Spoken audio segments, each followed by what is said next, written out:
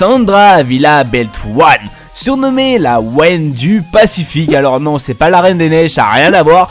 Pendant des années, elle dirigeait un cartel mexicain. Alors pendant ses activités de gangster, elle était en fait une petite mère de famille, tout simplement qui nourrissait son fils ou qui faisait des choses pour son fils. Alors c'était une petite technique pour tout simplement pas se faire incarcérer, mais elle s'est fait incarcérer à partir de 2007. Alors pour vous dire, c'est qu'en fait elle était dans le cartel tout simplement de Sinaloa et elle avait aussi une petite relation avec les Norte del Valle en Colombie. Alors comme je l'ai dit, elle tomba tout simplement en 2007, mais elle avait quand même pas mal de choses. Elle avait 14 comptes en banque, elle avait 151 bijoux, 28 montres de luxe, 225 propriétés immobilières et 6 voitures haut de gamme. Alors on peut pas dire qu'elle était pauvre, je pense qu'elle était tranquille et elle avait pas mal d'argent de côté. Claudia Ochoa Félix. Alors pour vous dire en fait, cette femme se fait surnommer Kim Kardashian du crime organisé. Alors vraiment, elle a la carrure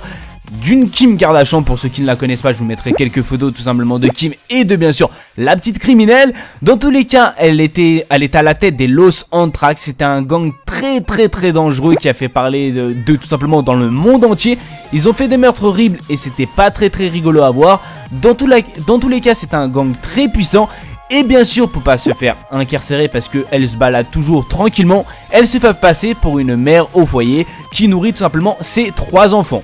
Alors c'est une technique, mais je pense que si tu l'as en face, qu'elle te met tout simplement un AK-47 dans la tête, je pense que tu rigoles un peu moins.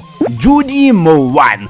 Il paraît que c'est la femme la plus dangereuse, alors j'aimerais tout simplement pas être à ses côtés, mais dans tous les cas, elle est incarcérée pour 26 ans de prison. Elle s'est fait arrêter à l'âge de 64 ans et elle était à la tête d'un groupe vraiment criminel qui était vraiment très sérieux, parce qu'il y avait la plupart des membres de sa famille qui sont souvent ou la plupart qui sont morts, mais dans tous les cas, pour ceux qui veulent savoir, elle se faisait surnommer la veuve de Melbourne ou encore The Godmother.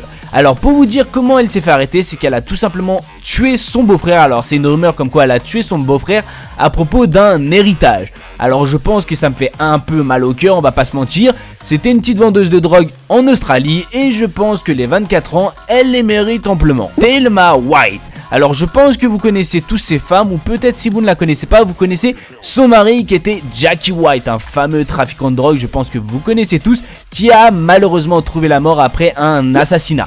Alors bien sûr elle a repris, on va dire, tout simplement le cartel de drogue tout simplement de son mari. Elle s'est fait énormément d'argent, mais malheureusement elle a arrêté parce qu'elle a eu en fait un violent affrontement contre un autre gang. Elle a perdu vraiment beaucoup de personnes et elle s'est convertie à la rédaction de livres. Alors on va pas se mentir, c'était une mi-dangereuse comme dangereuse en fait. C'est-à-dire elle était dangereuse à l'époque, mais plus maintenant. Enfin j'espère, parce que peut-être ses livres ça raconte autre chose et peut-être qu'elle va se remettre dans les cartels. Alors dans tous les cas, ce qu'il faut savoir, c'est que c'était une femme dangereuse, mais à l'époque. Maria Lewan. Alors cette criminelle a su jongler entre l'activité tout simplement par rapport à la famille, tout simplement c'était une mère de famille, et dans le gang spécialisé dans la contrebande et aussi dans le trafic d'humains ou encore de meurtre. Alors elle a rigolé pas du tout, tu vois, c'était à Los Angeles, c'était la plus redoutée de Los Angeles, mais malheureusement elle s'est fait capturer tout simplement parce qu'en fait elle a su la mort de son fils, elle a voulu assister à son enterrement et elle s'est fait arrêter à son enterrement. Alors je trouve que ça fait un peu, tu vois, ça fait un peu bizarre de se faire arrêter alors que tu vois que ton fils ou encore ta fille meurt, ça fait vraiment mal, mais dans tous les cas elle a dû en tuer pas mal de personnes et je pense que c'est mérité comme pas mérité, parce que alors ils auraient dû quand même laisser en fait la fin de son enterrement pour l'arrêter à la place de l'arrêter tout simplement à l'enterrement direct. Dans tous les cas, c'était une personne qui terrorisait vraiment tout le monde, c'était une petite gangster qui ne rigolait pas à Los Angeles. Maria Licciardi. Alors alias la marraine est devenue la dirigeante d'un clan surnommé les Licciardi après la mort de son mari tout simplement et aussi de son fils. Alors elle dirigea tout simplement ce gang pendant 8 ans entre trafic de drogue, des choses vraiment épique et des choses complètement que tu ne penses pas. C'était au nord des Alpes et elle s'est fait aussi spécialiser dans les affaires de proxénétisme. Alors ce qu'il faut savoir, c'est qu'elle a tué toutes les prostituées qui ne lui faisaient tout simplement plus d'argent. Tout simplement, c'est-à-dire si tu es une prostituée et tu ne lui rapportes pas assez d'argent, elle te tuait sans pression. Alors elle s'est fait arrêter en 2001 et depuis elle est toujours sous les barreaux. Wazeta Cthulhu. Alors elle a pris les rênes et a dirigé une organisation criminelle par rapport à tout simplement son frère qui a été en prison, qui est Raphaël Cthulhu. Alors elle a passé 10 ans à faire le chat et la souris entre la police, etc. Parce que vraiment je pense qu'elle faisait que ça. Quand t'es une trafiquante de drogue, t'es pas comme ça en train de promener à côté des flics. Dans tous les cas, elle s'est rendue en 1993 en avouant tout simplement aux autorités tout ce qu'elle a fait parce qu'elle en avait marre tout simplement de fuir. Alors elle a fait surgir son côté fragile et aussi agréable à la police. À la place de prendre 9 ans d'emprisonnement, elle n'en a pris que 5.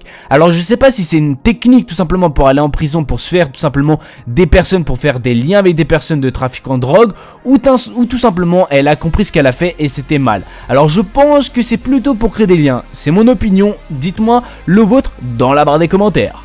Jamaica Thompson. Alors avec son mari et aussi son fils, ils se sont spécialisés dans le trafic de crack. Alors c'était en fait les plus gros vendeurs à Los Angeles dans les années 80.